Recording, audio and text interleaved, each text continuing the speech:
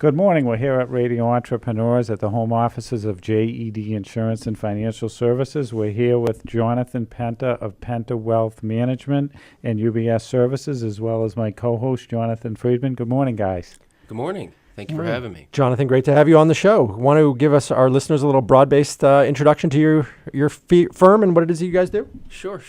So I'm a senior partner in the Penta Wealth Management Group at UBS.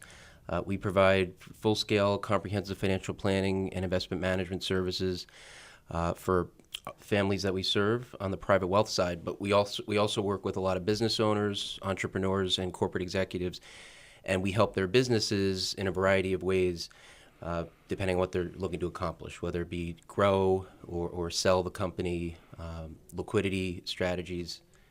So this morning's theme, as we've been talking about, is getting organized. And you're probably working with those companies that are sort of, a little bit after the startup phase, looking to grow, merge, acquire. Talk a little bit about what UBS can offer from that perspective and how you get involved. Sure. So we help businesses in the spirit of getting organized very, very well in advance of a liquidity event. In some cases, a year, 2 years prior. So there's getting the right team of specialists in place. I like to quarterback that effort. So having the right M&A attorney, the right accountant, in some cases, business valuation specialist, bringing those folks together to collaborate and plan in advance. UBS Investment Bank has built out a boutique network of investment banks that we work with to help companies, depending on what sector or industry that they're in. We have different boutique investment banks that specialize in different industries. So when I'm working with a business owner, depending on what space, what sector they're in, I can match them up with the appropriate boutique investment bank to help them, depending on what they're trying to accomplish. And what are some of you do obviously financing, buyouts, any IPO work, or you? A little bit. I mean, in the small to middle market, the most common transactions that we're getting involved with is things like raising capital. So a company that's looking to grow and expand, whether it be a Series B or a Series A if it's a startup. So raising capital is a big one. Debt financing, private equity. A lot of M&A, activity, a company that's looking to get acquired. That's the majority of it. IPO, it does come up, less frequent. That's usually a larger company that's getting to the point where they want to go public. But we do have resources to help in that capacity as well. Oftentimes, the business owner isn't really sure. It's not like it's always the case that the owner of the company or the CEO comes to us saying, this is exactly what I want to do. I know I need to raise capital, or I know I need to sell. Oftentimes, it's a conversation that starts out with, I have this business, I have this company, I'm not exactly sure what the next move is. And so we come in and help to advise in that capacity to help them determine what's the next best path for their business and then develop a plan to get there. Is there a strategic time that a business should really say, you know what, yeah, we're growing, and maybe it's premature, but we should start looking ahead to consider options? Is there a timing strategy for that, or is it usually, right before it happens, they realize we need to fix this? Yeah, I think depending on the sector and the industry, some sectors the companies grow more rapidly than others, right? So if it's, in the life sciences space, biotech, those the growth there can be very fast, and you need to make decisions quickly and start planning well ahead because the company growth, it's happening very quickly. In most other spaces, you have a little more time to plan. But to answer your question, I think you want to just be ahead of the curve. I don't know that there's a set exact time, for each sector or industry, but you don't want to be waiting until the 11th hour, before you're planning for whether it be your liquidity event or whether you're expanding, you're raising capital, hiring people. You don't want to be waiting to the last minute to make those decisions. So being organized and planning ahead and having all your ducks in a row, again, the right people, the right professionals to help collaborate and being in front of it. So, wanted to bring something up sort of timely in my world, and I've noticed a lot of late, and I don't know if you've experienced this or not. Access to capital, go back a half a dozen years ago or a decade ago was difficult, and businesses were challenged by who can I approach. One of the things I've noticed in the spam that I get these days is capital offers, and it seems to me that it's this niche of funders that are just, have taken their bot lists or whatever they are. And I must get 3 to 4 offers a day. I'd love to partner with you and get introduced to your clients. We have access to capital. Are you seeing that? Or, is deregulation caused some of that? It seems to me some of them may be legitimate. Most of them are probably not. Right. But it's fascinating that I'm getting offers from all over the country of, partner with us because we can get your clients capital. Yeah, you are seeing that. I think some of it is advertising just to get a conversation started. It's a conversation starter. When you really then dig deeper and have that conversation, it may or may not be really what they say it is as advertised. Mm-hmm. We have a lot of startups, for example, that are raising seed capital, Series A seed capital for their startup. And the angel investors that we talk to, so this is another way that we help. So I have a network of angel investors and VC firms that take a look at startups. That's where they want to invest their capital. But they do a lot of due diligence. I was meeting with an angel investor the other day who their firm, they look at around 200 deals a month. Wow. And they select just 2 to 3 of that 200 or so. So they do a lot of due diligence on the company, because especially if it's seed capital, these companies are pre-revenue. So it's big risk to make a commitment to invest $500,000 or $1 million or more in a startup company that doesn't even have revenue yet. So I think when you see ads for we have capital or we'd like to partner, some of that could be from a lending capacity. People are perhaps offering some non-collateralized commercial loans. That's capital, but I think it's just to start a conversation, and it may or may not really mean that they're going to fund your company.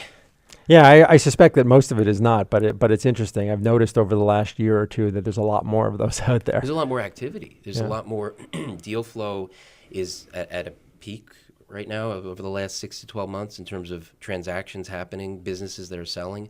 So if you are a business owner looking to potentially sell, now is a pretty good time. There's a lot The of multiples are up.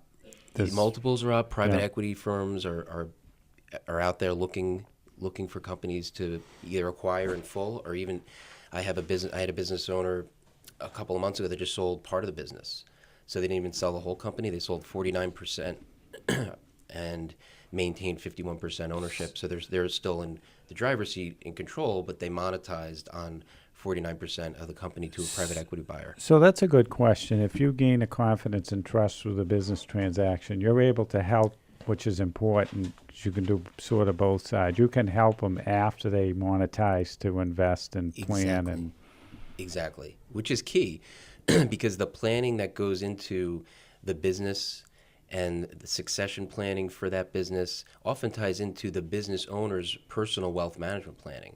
So I need to help them not only for planning for their business, but also for their personal wealth management planning situation. And you probably don't get a lot of that. Usually there's probably segregated firms helping. They got a planner over here or a financier over here. So you're able to kind of take a holistic approach almost. Exactly. It's fully integrated. So by the time that liquidity event happens, we know exactly where the money's going to go, how much needs to be set aside for taxes, how much is going to go into this trust, how much is going to go designated over here for perhaps the beneficiaries, how much may even be carved out for charitable donation for a tax deduction. So we have it all mapped out by the time that transaction happens. So by working with them, I guess psychologically you're in their head, you know what they're looking to do, which is probably even more important than the rest of it. You know where their mindset is and what they're trying to accomplish and the goals and objectives.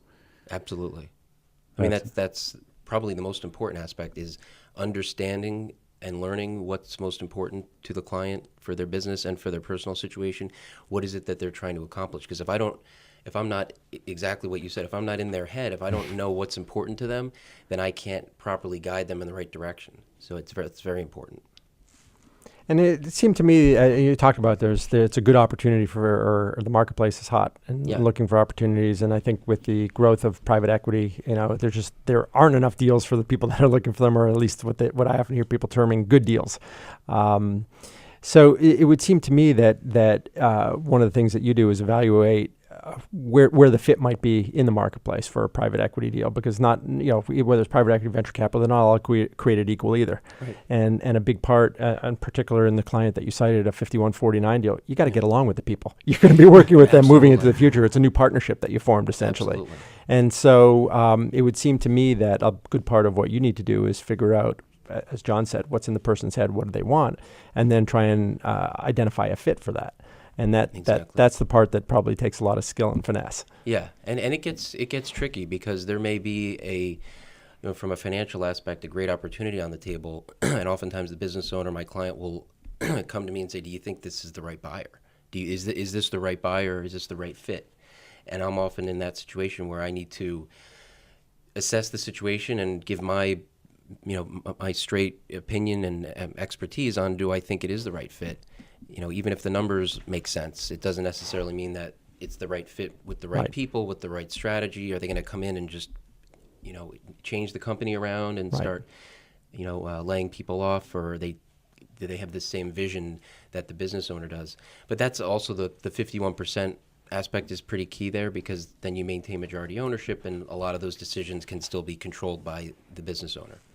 But a 49% partner can also obstruct a lot of things, Yes. and make it challenging to get things done. Fiduciary Absolutely. responsibility. Yeah, and it's interesting because at exit, I've got a client in the similar situation that decided they could probably get higher value selling to an outside party, but wants to maintain that sort of family feel to the firm because they've got loyal employees who've been there for a long time and want to perpetuate that, and so made a decision to sell internally.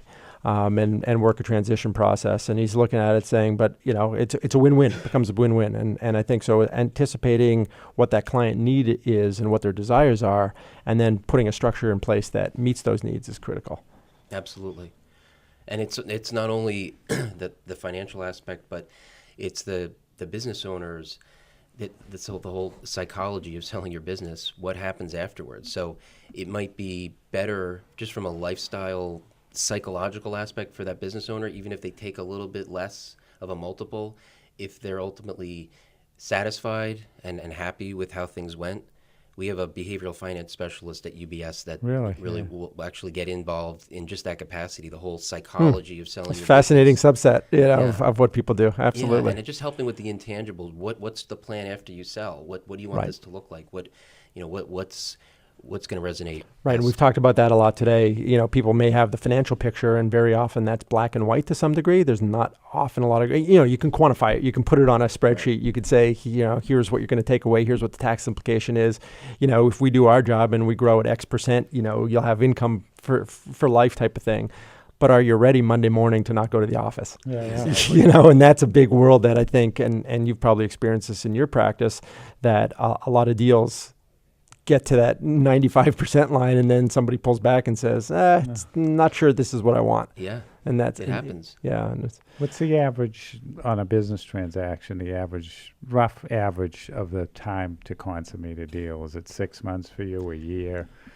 Yeah, I would say on average 6 to 8 months. It can take longer. Certainly, I've seen deals that have taken 12 to 18 months. But if the right people are in place, again, the right M&A attorney, that's critical. If you don't have the right attorney, that could actually completely ruin the deal. If you have somebody that doesn't have experience doing deals and knowing how to move things forward.